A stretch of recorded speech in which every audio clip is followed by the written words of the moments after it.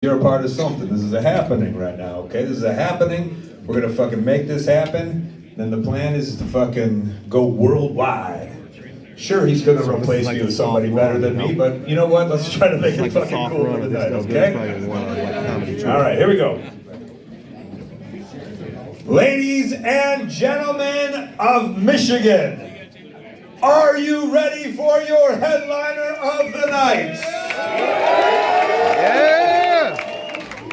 I said, are you ready for your headliner of the night? He is the man.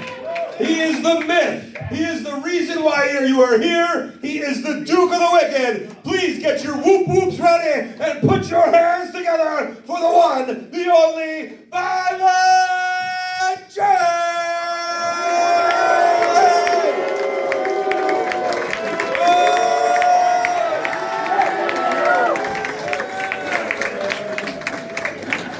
The floor is yours, my friend.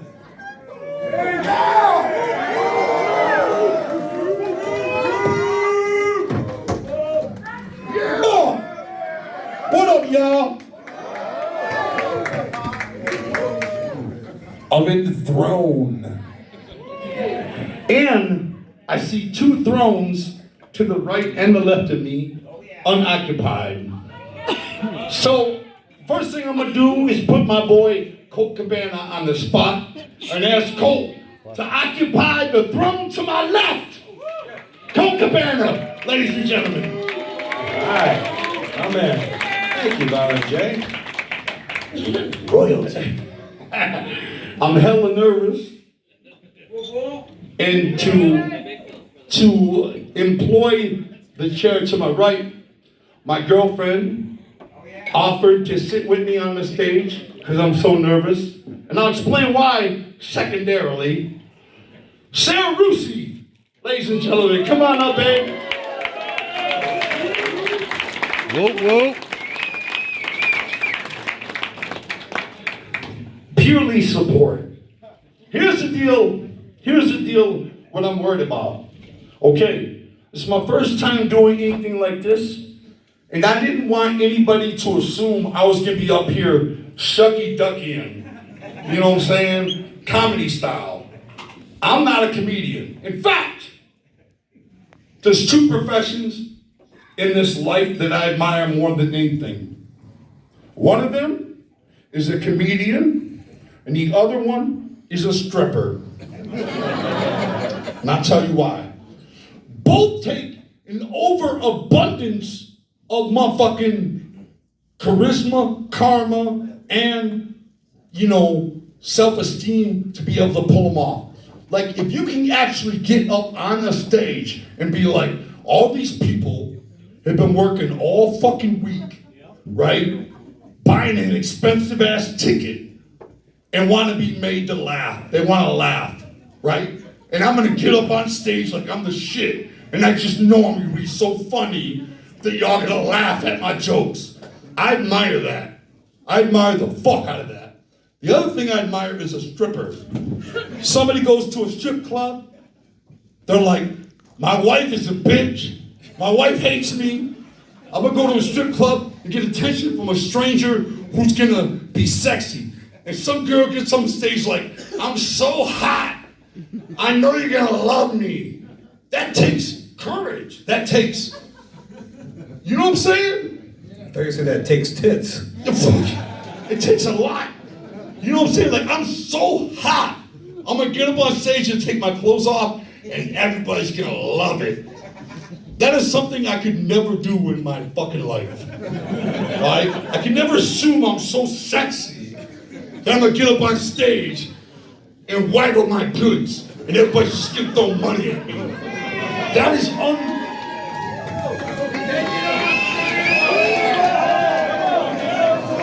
is unbelievably. I was ready. That is unfucking believably out of my range, okay? So both of those career choices are exponentially impressive to me, Sarah and Cole. To be a comedian and a stripper, two things I could never do, my life depended on it. And that's why I want to talk to you all about how nervous I am tonight. Because people have thought that I'm gonna get up here tonight and crack jokes and be funny like a comedian. No! Nothing like that is happening. So don't you fucking laugh, all right? It's not funny. Storytime. If you take the time to observe the flyer, you will see that I'm clearly just telling stories, okay? Just like all these wrestlers. That's what I want to talk to you about, Cole. A lot of wrestlers, Jake the Snake, Hacksaw Jim Duggan, a lot of old school wrestlers. You got any wrestling fans in the house? Hell yeah! That's what I'm saying. A lot of wrestlers are out here, all right? And back in the day when I was a kid, 40 years ago, that was a punchline there? I don't know what's funny, but thank you. But when I was a kid, 40-year-old wrestlers were fucked. There was nothing they could do.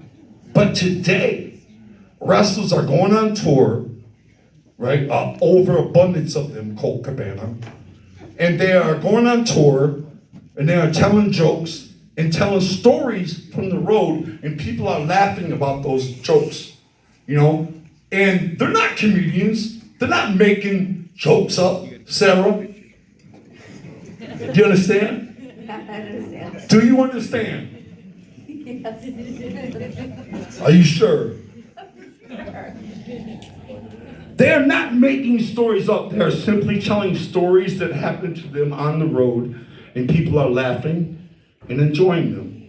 So that's what I'm trying to do. That's what I thought. I could do that. I could tell stories about my life on the road. I've spent 30 years on tour.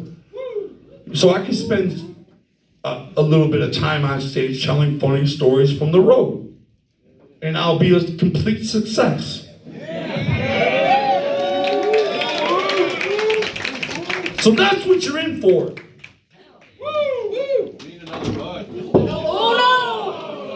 No worries. No worries. It's all good.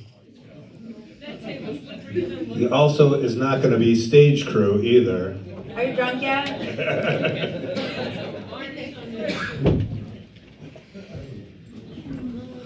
I got a gang of stories for y'all tonight. Yeah, I'm checking his password right Now, some of these stories might be entertaining. Some of them might not. Depends on who you are and what level of a juggalo you are.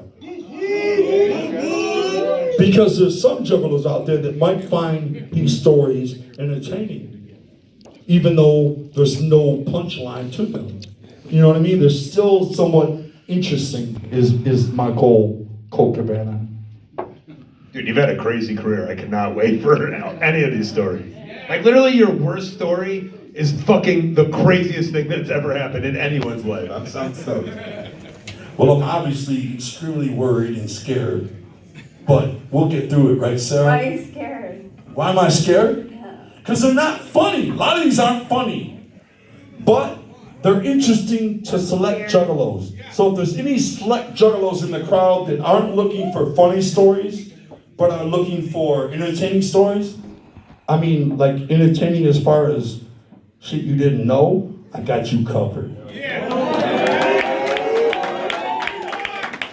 I'll be honest though, before I continue, obviously by the way I'm perspirating, I'm extremely nervous and scared because a lot of people called me today and they said, hey, I'm coming to your show tonight, I'm coming to your comedy show, and the more they said I'm coming to your comedy show, the more worried I got, Cole, because I'm not a comedian. In fact, like I said, I admire comedians and strippers to no end because it's something I can't fathom doing. And I've never been able to fathom doing it. But telling stories I can do, and I'm extremely nervous, and I thank you all for coming tonight, for real. Sincerely. Real talk, I've never done nothing like this in my life. ICP ain't never done it like this, and I'm really nervous and scared, and I thank y'all for coming, and I hope it works out.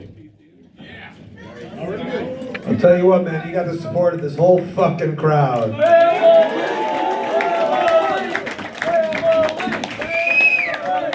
Right. Y'all the shit, man. I had a feeling once I got out here, it would be all family in the crowd, things would be all right. And that's pretty much what I'm seeing right now, so it's all good.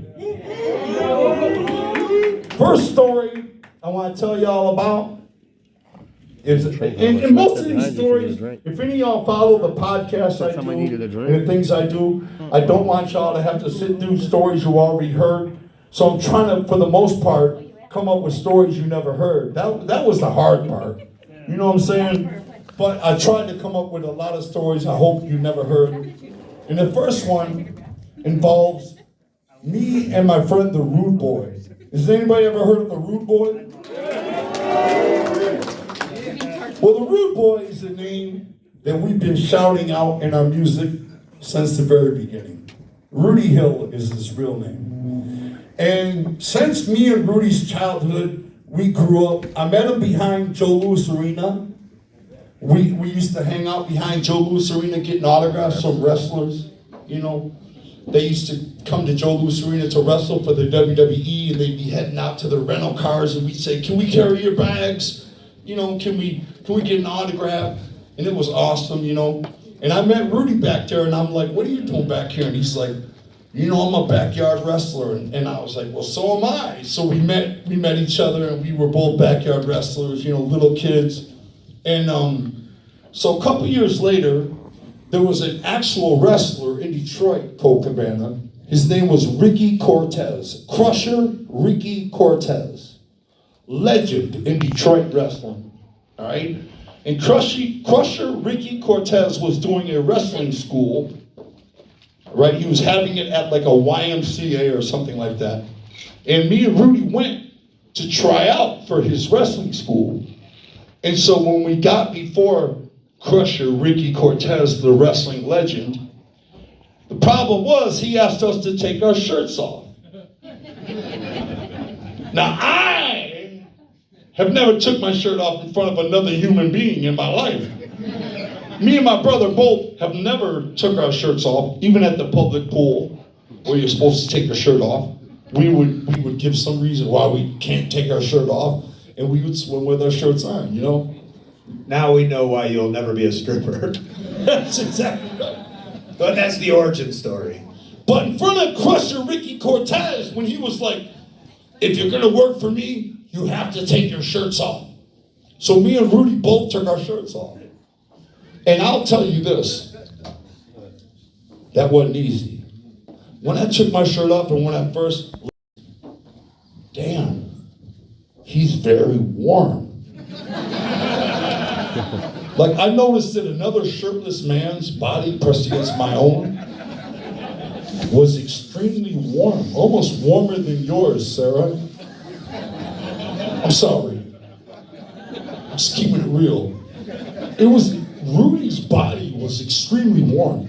Like if me and Rudy were to ever try to climb Mount Everest together and get caught in an ice storm up on top of the highest cliff, too high for a helicopter or a drone to even rescue us, all we gotta do is peel out shirtless and hold each other. I mean, I can't think of anything that would come between that warmth.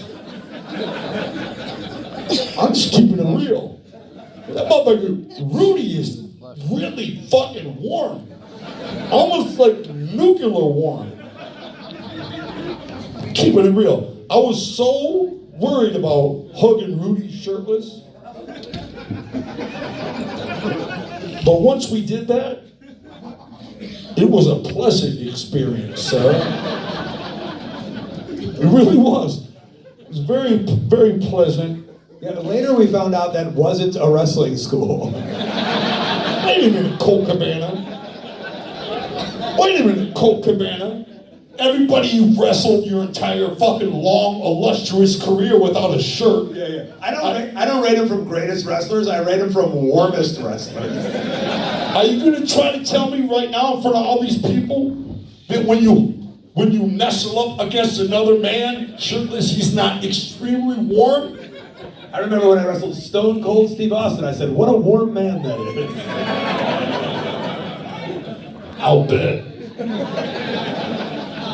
But me and Rudy, we had to embrace each other extra warm. And I enjoyed it.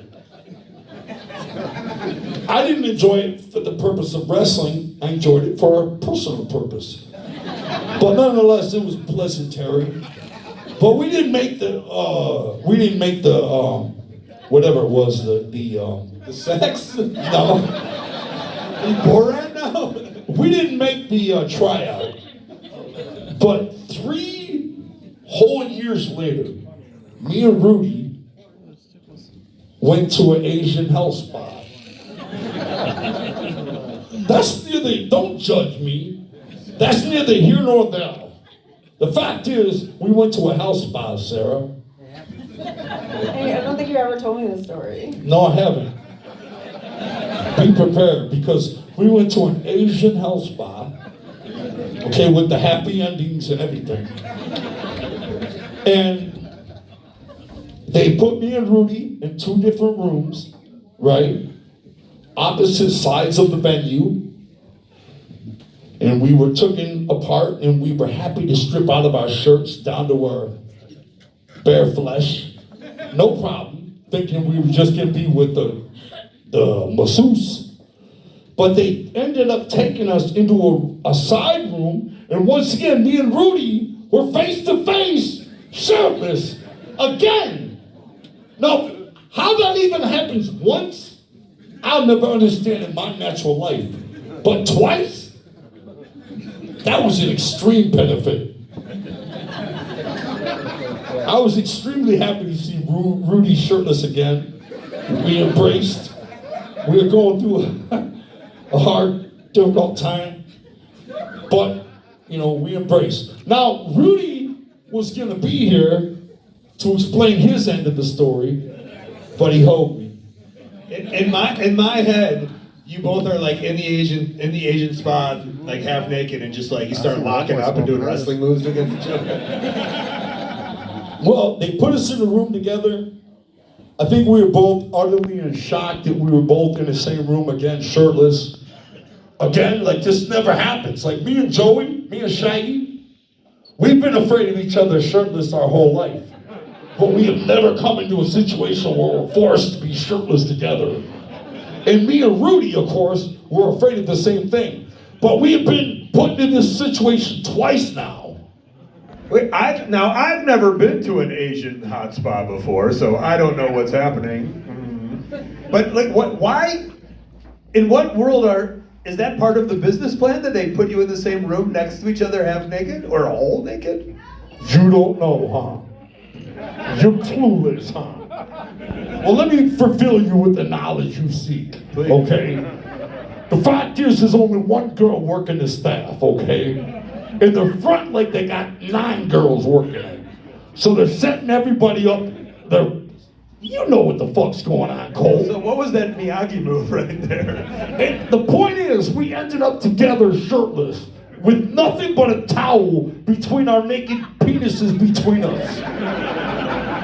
All right? And it was the shit. It was actually relieving and enjoyable. Years later, probably 4 years later after that, Sarah, we were arrested on tour for fighting, and we were taken into custody into the county jail of Flagstaff, Arizona, which is up on top of a mountain. And they were assorting the jail scrubs for us to wear. And they put me and Rudy in a room again with no fucking shirt. Now, on this occasion, I just want to make it clear, I was arrested with 11 homies. 11 of my boys we were all arrested together for fighting at a Waffle House. Alright? And out of 11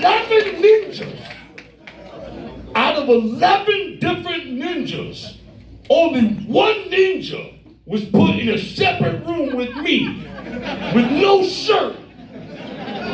Again! And it was Rudy and me. And I loved it. That's when I knew, no, for real, that's when I knew this was meant to be. So right when, honest to God, right when me and Rudy were in the police station and we observed each other, shirtless with the towel on, it was the most emotional embrace I've ever had. It was a warm, emotional embrace. We understood each other at Colt Cabana. Now, out of all your wrestling friends and your brotherhood and all that camaraderie on the road, have you ever had a brotherhood like that? I got no warm homies like that, man. I wish. I know you said Rudy didn't come here tonight, but like, in a perfect world, he would bust through that door right here with his shirt off. We'll book it for the next one. That's wild. Did you guys have sex or what? All right, now I'm gonna tell you guys about a second story, okay? This story, there's no punchlines to it, but I think it's very fresh. Okay, the year was 1997. Okay, that's the year we had an album out called The Great Malenko.